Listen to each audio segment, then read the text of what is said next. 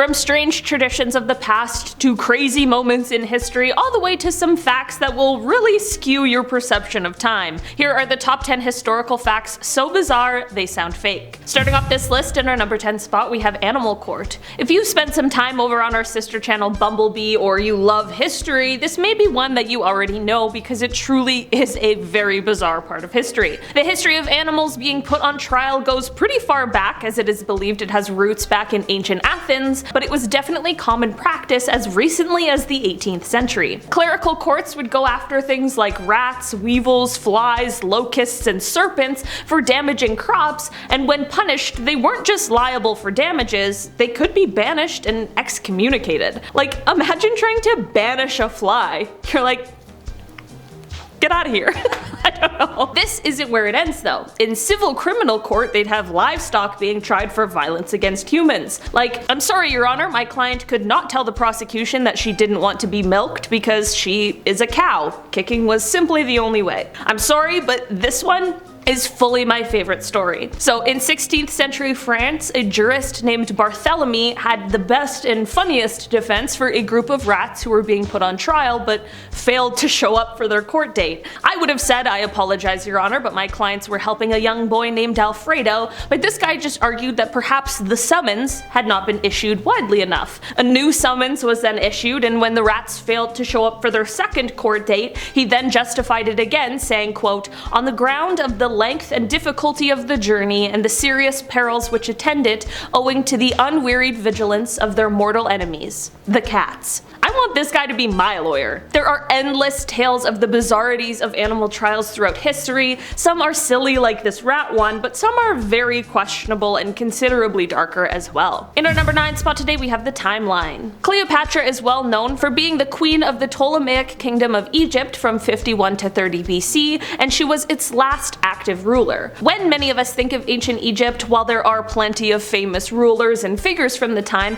Cleopatra is one of the first names we think of. Another thing we think of when we think of ancient Egypt are the pyramids of Giza, which were royal tombs that were built for 3 different pharaohs, the oldest of the 3 being the one built for Khufu. It is estimated that this one took about 27 years to build, and it was made in the 26th century BC. So these pyramids were made, according to historians, somewhere between 2550 and 2490 BC, and then about 2421 years later, Cleopatra was born. Then, when she was 39 years old in 30 BC, she passed away. You might be wondering where I'm going with this, but I promise there's a point. Flash forward from then, about 2037 years later, and now we're at 2007, which is the year that the first iPhone was released. What I'm getting at is that there is more time between the pyramids of Giza being built and the life of Cleopatra than there is from the life of Cleopatra to the first iPhone. That's truly one of the most insane things I've ever heard. It really warps our perception of time, but it also just shows how quickly we and technology have evolved. In our number 8 spot today we have cats. Okay, I've talked about this story once before, but I had to bring it back because it actually makes me laugh so hard and I can't believe it's real. So in the book The Epidemics of the Middle Ages, which was written by J.F. Hecker in 1844, there was a very strange case of mass hysteria that broke out among nuns in a French convent. The exact time of this situation wasn't specified, but we know it was in the Middle Ages, of course, and honestly, when you hear what happened, time is the least important part of this story. So basically, one day a nun in this French convent started to meow like a cat. I'm not sure why, I'm not sure how this started, all I know is that it happened. And then you know what else happened? Other nuns in the convent also began to meow like cats. Eventually it became such a thing that all of the nuns in the convent would meow together for a certain period of time, and of course everyone surrounding this area was like, what the f is going on right now? Apparently the way that this stopped was the police came and threatened to whip the nuns if the meowing didn't stop, and that's all it took. I guess they probably could have just thrown some cucumbers down and called it a day. In our number 7 spot today we have Jurassic Park. When we think of the times of dinosaurs, we tend to think of them all roaming the planet at one time, but that's certainly not the case. Dinosaur communities were not only spread apart by geography, but also by time, and the age of dinosaurs lasted for so long that it includes 3 separate geologic time periods. That is exactly how it is possible for this bizarre fact to be true, and that is the fact that there is more time separating the Tyrannosaurus rex from the Stegosaurus than there is separating the Tyrannosaurus rex from humans. Stegosaurus, you know, those herbivores with the plates on their back and the spikes on their tail, yeah, they roamed Earth about 150 million years ago during the Jurassic period of the age of dinosaurs. Then it is said that the T-Rex first appeared about 80 million years after the Stegosaurus had been extinct, and that was about 67 million years ago from now. This means that while 80 million years separated those two, there's only 67 million years that separate us from the giant T-Rex. It's still a long time, but it's just very mind-boggling information as well. In our number 6 spot today we have Project X. All the way back about 500 years ago, for 2.5 weeks in June of 1520, both England's Henry VIII and France's Francis I, 2 of the greatest monarchs in Renaissance Europe, yeah, they threw a joint birthday party that lasted 18 days and cost about $19 million by today's standards. Not only was this a chance for them to celebrate their friendship, but it was also a chance for them to try and outdo or one-up one another. So for this huge bash, about 12,000 people showed up and gathered in the fields of the northern tip of what is now France. All tents, costumes, and decorations were gold embellished, guests were fed 29,000 fish, 98,000 eggs, 6,475 birds, 2,200 sheep, and 216,000 gallons of wine, of course, and apparently they also served swans and dolphins. I have no idea how they know this, but I guess someone must have kept quite a detailed journal about this party, but also, could you blame them? There were jousts, wrestling matches, and other quote tests of athletic prowess that were all performed in elaborate masks. The 2 kings both wanted to outdo each other, but there were clear rules that they could not compete against each other during the celebrations because, well, ego. That fragile little thing. In the end, the party seemed to be a huge success, and everyone's just been trying to outdo them since. In our number 5 spot today we have the Emperor of the United States. Some of you may have heard of this man before, but truthfully I had never heard of this absolutely bonkers story until doing this video. Basically, Joshua Norton was just a guy from San Francisco. Imagine if I just ended the point there. I'm not going to, but how annoying would that be? Anyway, he just hated all of the political stuff that was going on at the time and figured he could do a better job, and instead of just posting about that on Facebook, he decided to actually do something. It wasn't the best something, but it was still something nonetheless. He basically just proclaimed that he was now the Emperor of the United States and Protector of Mexico.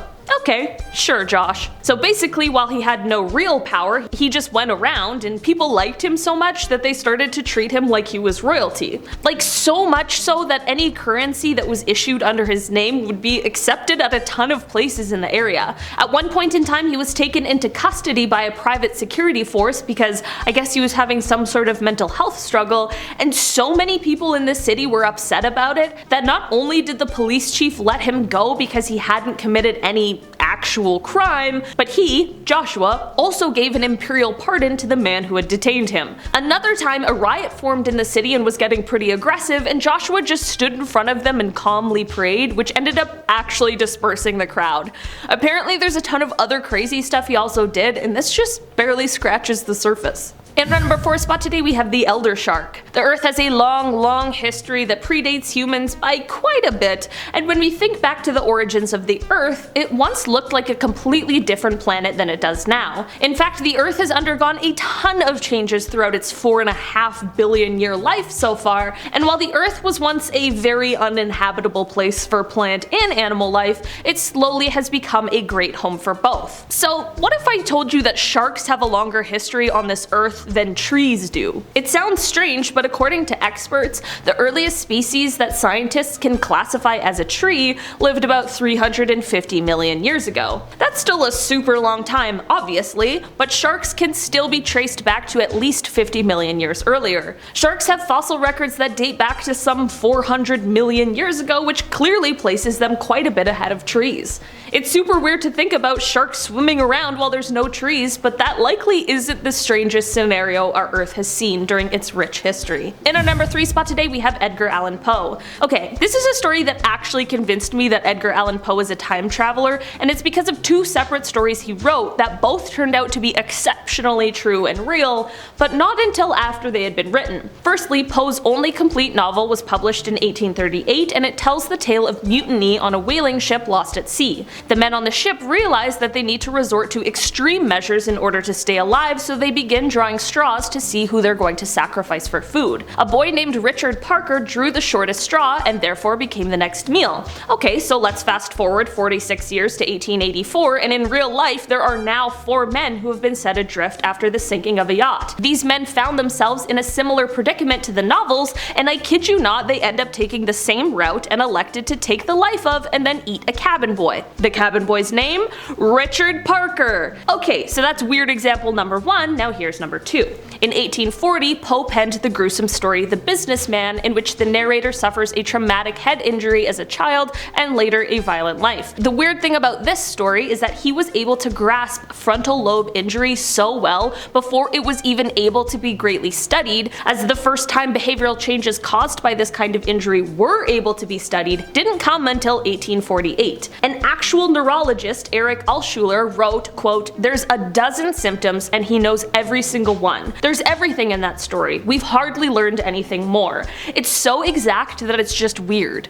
It's like he had a time machine. In our number 2 spot today, we have the birthday. When we think of terrible things that happened in our history, sometimes we like to pretend that they happened longer ago than they really did in order to try and distance ourselves from the poor decisions, but that truly does a disservice to everyone involved. It's easy to forget that things like the events that took place during the Second World War were less than 100 years ago, or how the civil rights movement took place during a lot of our parents' and definitely our grandparents' lives. The photos we are shown might be in black and white, but they definitely had color back then. As an example of just how close to some sort of these events we really are, here's a bizarre little known fact. Barbara Walters, Martin Luther King Jr., and Anne Frank were all born in the same year. 1929. That is absolutely insane to think about. The only one of these 3 who is still alive is Barbara, but it's extremely important to note that if not for hatred, prejudice, and injustice, it's likely that perhaps all 3 of these people would still be alive today. This really is just a reminder of how close to those times we really are, and while we certainly have come a long way, there is always more work to be done. In our number 1 spot today, we have the wave. On January 15th, 1919, in Boston, there was a huge, massive storage tank that was filled to the brim with molasses. We're talking about 2.3 million gallons of this stuff sitting in this tank, and on that day the tank broke and sent a 15-foot tall wave of sticky, gooey syrup flowing throughout the city. I panic when I have 1 tablespoon of that stuff because it's so sticky and goopy. I can't imagine the sight of 2.3 million gallons of it coming crashing down. Someone wrote about how the molasses wave hit houses in the area, saying that they, quote, seemed to cringe up as though they were made of pasteboard. While this story sounds silly and wacky, it's actually deadly. Not only did the wave trap and then kill most of the laborers that were nearby, but there were also others in the area who lost their lives as well. In the end, it is estimated that about 150 people were injured in this accident and 21 people lost their lives. On the day of the accident, the molasses was estimated to be moving at about 35 miles per hour. That would genuinely be terrifying. Like, you can't run away from it, you can't escape into a house, there's literally nothing you can do except for try and surf this massive wave of molasses. In the end, after tons of lawsuits, it was decided that the company was to blame for the accidents because their inspections of the tanks weren't thorough enough. There were about 100 settlements made out of court, and the company ended up paying somewhere from $500,000 to $1 million in the end, which is about $16.1 million today. Alright guys, that has been our list for today. Thank you so much for checking it out. I've been your host today, Olivia Kozlowski, and I'll see you next time. Bye. The oldest of the 3 being built for Khufu. I don't know how that's you say his name. I can't speak English right now. I literally think I just had a stroke. A boy named Richard Parker drew the